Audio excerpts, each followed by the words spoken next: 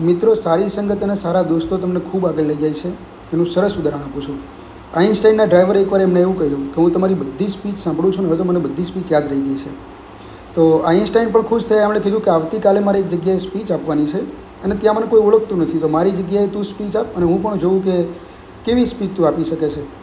અને ત્યારે મિત્રો આઇન્સ્ટાઈન પોતે ડ્રાઈવર બને છે અને જે ડ્રાઈવર હોય છે એ આઇન્સ્ટાઈન બને છે અને એ જગ્યા પર સ્પીચ આપે છે. એમના જ્ઞાનને લોકો એટલું બધું વખાણ કરે છે અને ખુશ થઈ જાય છે, તાળીઓ પાડવા લાગે છે.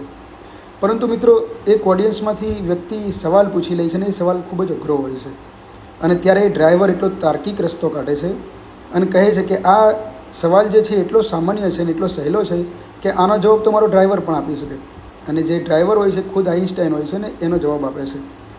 તો મિત્રો, એના પરથી એવું સાબિત થાય છે કે સારા જે દોસ્તો હોય છે ને એનું જ્ઞાન હંમેશા આપણામાં આવે છે અને એની અસર પણ ઊભી થાય છે અને એક તાર્કિક રસ્તો પણ આપણે નીકાળી શકીએ છીએ. મિત્રો, હંમેશા સારા દોસ્તો બનાવો, સારી સંગત કરો, જે નોલેજેબલ લોકો છે એની મિત્રતા કરો.